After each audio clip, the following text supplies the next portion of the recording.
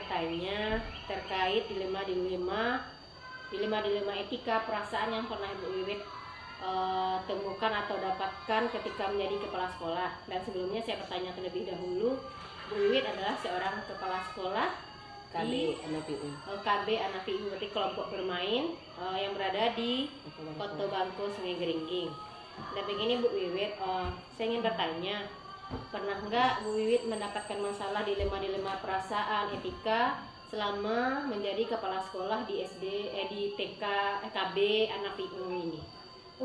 Ya, selama lebih kurang berapa tahun dari 2012 mulai merintis PAUD-nya, alhamdulillah banyak dilema yang dirasakan, terutama tentang pelajaran yang kita ajarkan kepada anak-anak.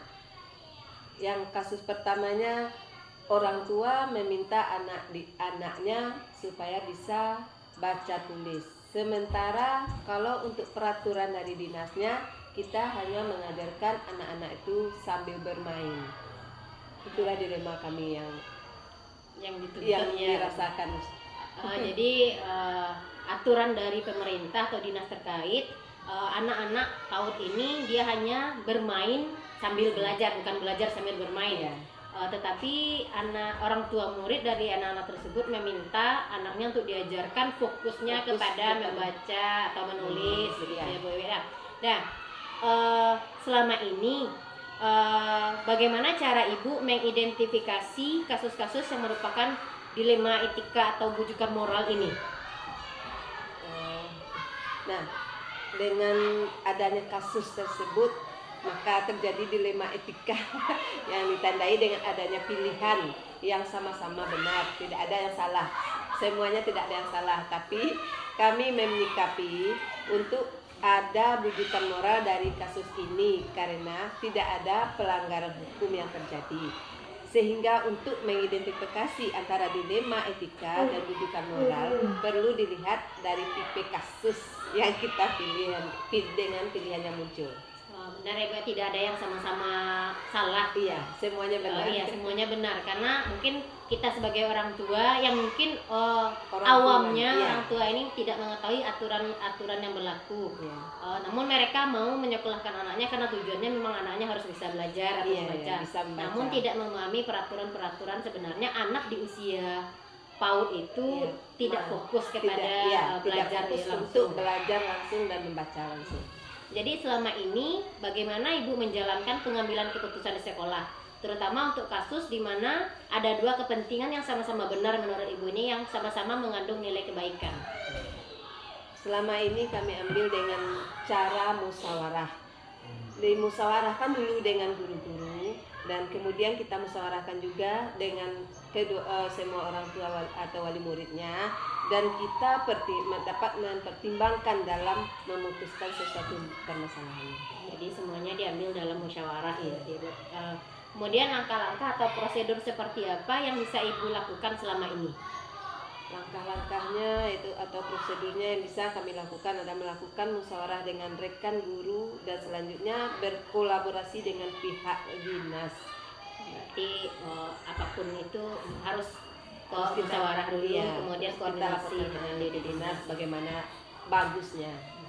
Kalau begitu, hal-hal apa saja yang selama ini Ibu anggap efektif dalam pengambilan keputusan dalam kasus-kasus dilema etika yang Ibu rasakan? Nah, hal-hal yang paling efektif dalam saya mengambil keputusan ini adalah komunikasi dengan rekan kerja atau guru di sekolah, sehingga bisa mendapatkan banyak masukan dari dan ide-ide terkait cara mengatasi permasalahan yang kita rasakan di sekolah. Begitu. Kemudian apa saja yang selama ini merupakan tantangan dalam pengambilan keputusan pada dilema-dilema ini? Tantangannya dalam mengambil keputusan adalah kurangnya kesadaran bagi orang tua murid bahwa anak usia dini itu tidak hanya terfokus untuk belajar saja, tetapi dia belajar sambil bermain seraya belajar. Itulah simbol dari anak PAUD atau anak KB atau anak TK. Tidak boleh langsung kita ajarkan dengan membaca dan menulis. Berarti istilahnya tantangannya bagaimana karena orang tua murid ini kurang kesadaran atau memang awam dengan Iya. informasi terkait peraturan-peraturan sekolah PAUD, kemudian juga tidak mengetahui bahwa anaknya ini tidak terfokus pada belajar, tapi mungkin Dari bermain dia bisa belajar. bermain dia bisa belajar. Kemudian mungkin harus kita bisa melihat dulu ketika mereka berada di PAUD bakatnya kemana, Iya. minatnya seperti apa, Iya. gitu ya Bu ya. Kemudian apakah Ibu memiliki sebuah jadwal tertentu dalam menyelesaikan masalah kasus dilema etika ini? Misal apakah Ibu langsung menyelesaikan di tempat atau memiliki sebuah jadwal untuk menyelesaikannya, bentuk atau prosedur yang seperti apa yang Ibu lakukan begitu, yang Ibu jalankan? Kalau tentang jadwal khusus, mungkin kalau di dalam penyelesaian kasus ini tidak ada jadwal khususnya, karena jika ada kasus-kasus ataupun dilema etika, langsung melakukan koordinasi dengan pihak-pihak terkait. Berarti ketika ada masalah langsung selesaikan, Iya. gitu Bu, tidak dibawa berlarut-larut atau ada jadwal-jadwal tertentu. Tidak, ya. Kemudian adakah seseorang atau faktor-faktor apa yang selama ini mempermudah Ibu dalam mengambil keputusan kasus-kasus dilema etika ini? Ada para kepala sekolah lain dan guru yang selama ini membantu dalam pengambilan keputusan dilema etika.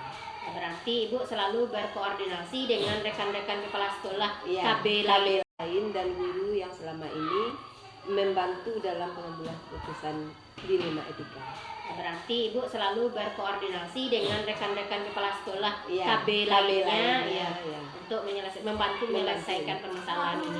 Kemudian dari semua hal yang telah disampaikan, pelajaran apa yang bisa Ibu dapatkan dari pengalaman saat mengambil keputusan ini? Pembelajaran yang dapat diambil dalam kasus dilema etika ini adalah saya harus memperhatikan lingkungan sekitar sekolah, sering-sering berkolaborasi dan memberikan sosialisasi dengan para orang tua atau wali murid dalam kegiatan aturan bagi anak PAUD. Selain itu juga melatih kesabaran dan emosional dalam menghadapi banyaknya desakan luar yang di luar aturan pemerintah. Berarti saya juga bisa paham karena Ibu sudah lama berkecimpung di dunia pendidikan ini sejak tahun 2012. Memang dunia pendidikan kita masih banyak orang tua murid yang belum memahami bagaimana kondisi anaknya sendiri, Iya. dan hanya mampu fokus anaknya harus bisa mungkin hitungan langsung, ya, bisa iya. membaca langsung begitu ya Bu ya. Iya. Mungkin Ibu terima kasih atas waktu dan kesempatannya pada hari ini. Saya sudah mengganggu kesibukan Ibu di luar jadwal yang seharusnya. Saya ucapkan terima kasih Bu. Terima kasih juga, alhamdulillah banyak ilmu yang dapat.